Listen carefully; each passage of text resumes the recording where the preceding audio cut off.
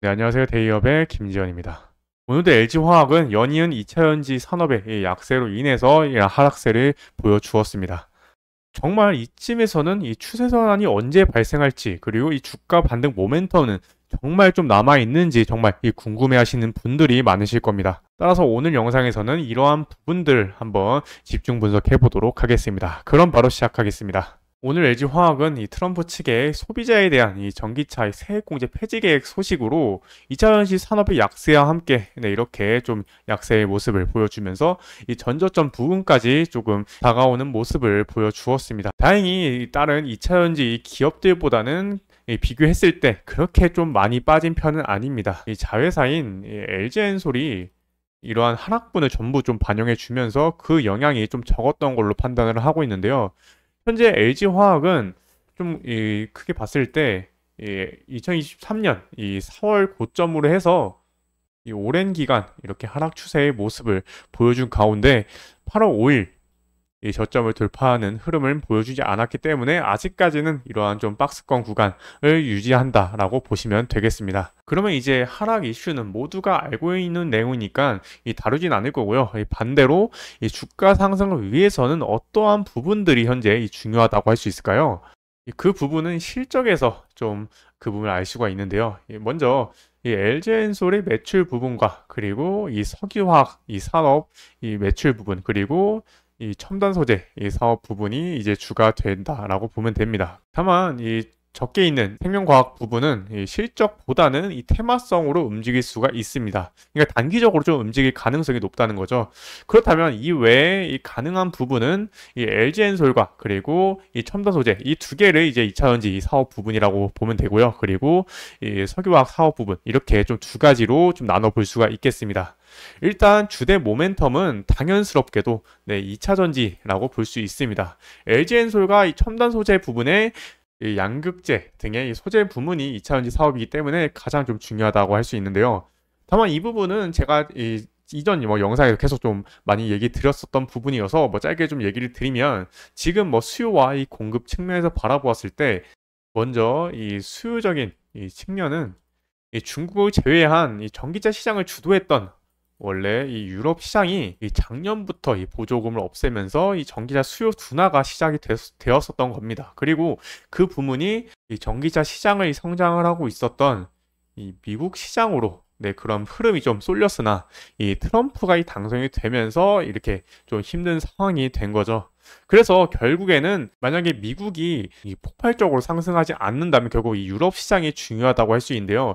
내년에 이 유럽의 전기차 보조금이 어떻게 이 부활이 되는지가 좀 중요하다고 할 수 있습니다. 일단 이 독일이 먼저 이러한 이 전기차 보조금을 이제 부활을 시킬 것이다라는 기대가 좀 되고 있는 상황인데요. 이러한 부분들을 일단 내년에 이 결정이 될 가능성이 높으니까요. 그러한 부분들은 나중에 좀 확인을 해보도록 할 거고요. 그리고 이 트럼프가 이 당선이 되었을 때 그리고 이 2차 전지 이 정책이 어떻게 펼쳐질지가 중요하다고 볼 수 있습니다. 지금은 계획이다 뭐다 이렇게 말이 많은데 결국에 진짜 이 트럼프가 취임이 되었을 때 2차 전지 이 정책이 바뀔 수가 있는 부분입니다. 그래서 이러한 부분들이 좀 수요적인 측면에서 좀 중요하다고 할 수 있는 부분이고요. 그리고 이 두 번째로는 이 공급적인 이 측면입니다. 이 공급에서는 당연히 이 중국을 빼놓을 수가 없습니다. 중국이 저가 전기차를 계속해서 공급을 하고 있는 상황이어서 유럽도 이 중국의 이 침투율이 굉장히 좀 높은 상황이었죠. 근데 이 부분이 지금 이 유럽과 미국에서 이 관세를 추가적으로 좀 높게 부과를 하게 되면서 이러한 부분들이 좀 완화가 되었다고 합니다. 결국 이 수요 부분이 해결이 되면은 결국 2차전지 시장도 굉장히 좀 긍정적인 부분으로 바뀔 수 있다라는 거겠죠. 그리고 만약에 이러한 2차전지 산업이 좀 개선되지 않았을 때에는 LG화학은 이 석유화학 산업이 그래도 좀 개선이 된다면 추가적인 좀 상승 모멘텀을 보여줄 가능성이 높습니다. LG화학은 이 롯데케미칼처럼 이 기초화학 부분이 좀 많지는 않은데 그래도 28%로 이 비중이 적은 것은 아닙니다. 따라서 이 부분이 현재 어떻게 개선이 되느냐가 따라서 이 모멘텀이 좀 바뀔 수 있다라고 할 수 있겠는데요. 현재 이러한 이 기초화학 부분은 현재 이 중국의 이 과잉 공급이 계속 좀 지속이 되면서 개선되지 못하고 있긴 하지만 기초화학 부문은 이 중국의 이 수요가 좀 상당해서 결국 이런 과잉 공급이 이 수요 측면에서 이 올라가게 된다면 결국 이러한 부분을 조금 상쇄를 할 수는 있습니다. 따라서 앞으로 있을 중국의 이 대규모 부양 정책, 이 본격적인 이 정책이 펼쳐질 때가 조금 중요하다고 할 수 있겠는데요. 그리고 이 무엇보다 이 트럼프가 당선이 되면서 이 중국의 경제가 힘들 것이다라는 좀 가능성이 높아지면서 좀 더 이 효과적인 이 부양 정책을 이제 펼칠 수가 있을 걸로 좀 예상이 되고 있다고 합니다.